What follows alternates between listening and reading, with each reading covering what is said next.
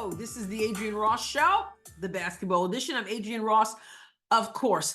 I want to talk a little bit about Sheryl Swoopes' comments concerning who should be the Rookie of the Year in the WNBA. And I'm just going to deal with that. I could say a whole lot about Sheryl Swoopes' comments overall, but I want to deal with what she said about Rookie of the Year. If you want to hear more of a breakdown of all of her comments on Gil's Arena, go check out DePote Be Frank on YouTube. Some of you probably follow him already. If you don't, you need to. DePope Be Frank on YouTube, and he breaks down a lot more. I just want to focus on what Sheryl Swoopes said about who this Rookie of the Year should be in 2024.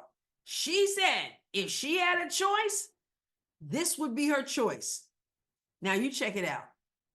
What are your thoughts on Angel's rookie season so far? For me, if Rookie of the Year was picked today, I give it to Angel. Okay. There's still stuff about her game that I'm like, I wish she would have stayed another year. And that is just from an offensive standpoint. Let me explain something right now. I was a huge Houston Comets fan. I loved Sheryl Swoopes. I loved Cynthia Cooper the most. I loved Tina Thompson. I was right there cheering this team, the first dynasty of the WNBA. They won 4 championships in a row, the first 4 championships of the league. Listen, I pulled out this picture. This is a picture of me standing alongside a huge Sheryl Swoopes poster. This was outside the first ever WNBA All-Star game at Madison Square Garden in New York City. The All-Star game, the inaugural All-Star game where Whitney Houston sang the national anthem in 1999. The women's U.S. soccer team was there. They had just won the World Cup. The place was charged, and it was all kinds of activity going on outside. And that's me, so excited in my Houston Comets t-shirt and my WNBA shorts, and me standing next to Sheryl. So Sheryl Swoopes. I mean, I loved Sheryl Swoopes. I really did. I mean, I pulled this out too. This is an old VHS of the Houston Comets. This was after the second championship, back-to-back championship. I'm telling you, I was tuned into the Houston Comets. So it pains me to say anything negative about Sheryl Swoopes. And I'm not going to say a whole lot. Like I said, go to DePote Be Frank, and he really breaks down some things, okay, that you need to hear. But this legend of basketball, Sheryl Swoopes, she actually sat up there on Gil's Arena and said that the Rookie of the Year should be Angel Reese. I'm floored. Sheryl Swoopes knows better than that. And if you notice her body language, she was just like, if it were today and if it's me, I'm gonna say Angel Reese. And then what does she do? She doesn't then start talking about how much Angel Reese deserves it. She starts off by saying what she needs to improve and what she wishes that, that Angel Reese stayed in college. If you watch the whole thing, she says that I wish she stayed another year. But who gives your speech, your elevator speech about who should be the Rookie of the Year by saying what they need to do better? I mean, they all need to do better, but that's not really where you start. Why do you think she should be Rookie of the Year? She went on to say that she plays hard. Okay, well, it's your professional job. You're supposed to play hard. Now, mind you, some people don't always play hard. And I'll give it to Angel Reese that she does seem to bang down low. Some people think she plays dirty. She does go after the ball. But Rookie of the Year over Caitlin Clark? What I noticed from Sheryl Swoopes when she talks about Angel Reese, as she did here, she obviously loves Angel Reese. I don't know if they're friends. I don't know what, but she's on the Angel Reese bandwagon. She's entitled to do that, I guess, but not at the expense of facts, okay? She also seems to not really take to Caitlin Clark. She's kind of tired of hearing about Caitlin Clark. She basically said it. But let's look at some numbers When we're talking about rookie of the year, we're not talking about personalities here. We're talking about numbers.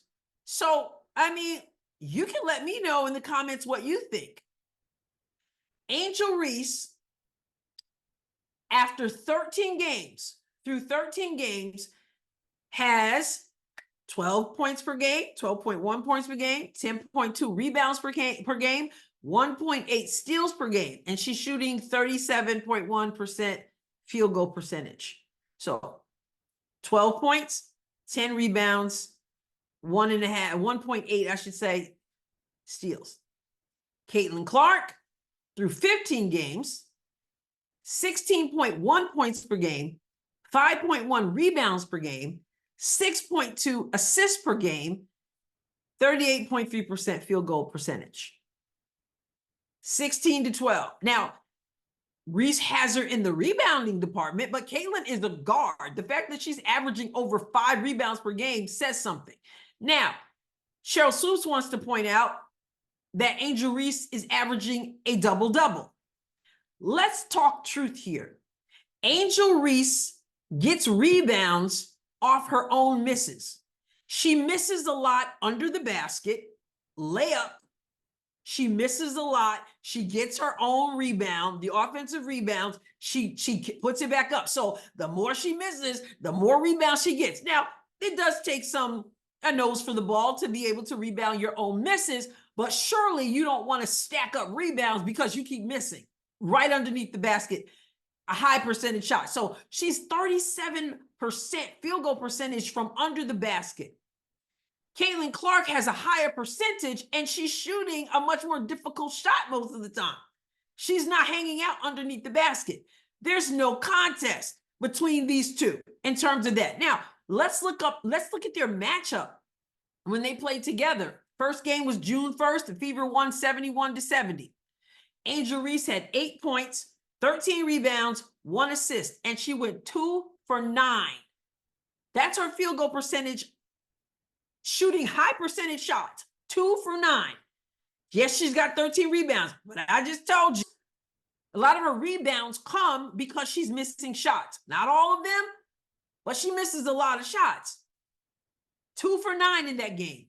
Caitlin Clark, she didn't have a blow-up game, but she had 11 points, 8 rebounds, 6 assists. Granted, 5 turnovers, okay? 8 rebounds from this guard, 6 assists. And we know for you to get assists, you need players who can catch the ball. You need players who can knock down shots. And she had 6 in that game. That was June 1st. And the Fever won. June 16th, just the other day, the Fever won that game, 91-83. Caitlin Clark, 23 points, 9 assists, 8 rebounds, 5 turnovers. Okay, we need to cut those down. Okay, she was 7 for 11 field goal percentage, 3 for 7 3-pointers. That was quite a game. We enjoyed that game. We talked about that game. Angel Reese on that same game had 11 points, 5 assists, 13 rebounds, 5 personal fouls. She was 4 of 13 from the field. Again, she's underneath the basket. So there's no contest. Sheryl Swoopes knows what she's saying. It doesn't make it. She knows what she's saying ain't right. This woman knows basketball. This woman is a legend.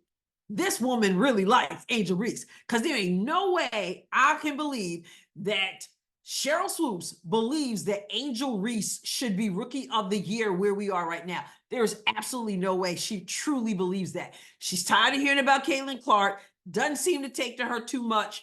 She doesn't like all the hoopla around her, and she obviously really likes Angel Reese because, according to her, Angel Reese plays hard.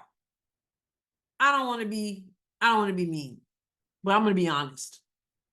I've already said Angel Reese, she plays hard. Okay, she should. She don't play any harder than Caitlin Clark. But anyway, back to my point. Let me be honest.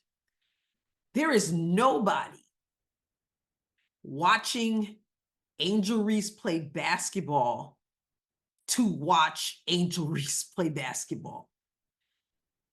I will go so far as to say her game is mediocre at best. A lot of the shots she takes, they are wild, and she just looks like she's just throwing up the ball. I'm just saying, she has a following. There are people who obviously are tuned into her, but they're not tuned into Angel Reese because of Angel Reese's basketball game. Let's be honest. Maybe it's her fashion, maybe it's the drama, maybe it's because of what happened with Caitlin Clark in the LSU Iowa championship game in 2023, all that stuff. Maybe they really like her, and they may tune in to see her play, but they're not tuning in to see her play. It's not about basketball. There is nobody tuning in to watch her because of her basketball. Well, let me check. Maybe the LSU coach, maybe Kim Mulkey, because that was her player. But other than that, people are not tuned in because of her basketball. Caitlin Clark is a whole different story. She brings a whole different package. Her numbers show that. And when people do tune in to see Angel Reese, I mean, some people are tuning in to see Angel Reese, but they're not tuning in to see Angel Reese play basketball. It's not, there's nothing about her game that would move the needle at all. It's the other stuff. And she's able to work the other stuff. And so she has a following. I give her that. But we're talking about Rookie of the Year. When the numbers are up, it's when Angel Reese is playing Caitlin Clark. And the numbers are up when Caitlin Clark is playing anywhere. Because people are tuned in because she's there for the basketball and she brings the basketball skills. Angel Reese brings other things, but it ain't her basketball skills, people. And Sheryl Swoopes, if no one else gets it, she ought to get it. She needs to cut it out. The Fever is 5 and 10. The Sky 4 and 9. Caitlin Clark was Rookie of the Month, the first month of the WNBA. She has broken or tied several rookie records and other records as well already. And people are still saying she's struggling. I don't know what you call struggling. There are some bumps and bruises along the way. But she's over Angel Reese as far as Rookie of the Year is concerned anytime. And Sheryl Swoopes just need to cut it out. And she said some other stuff. So like I said, go over to Da Pope, Be Frank. Check out the commentary he has and other stuff that Sheryl Swoopes said. Let me know what you think in the comments respectfully. If you haven't subscribed to the channel, please do so. I appreciate you. God bless you abundantly.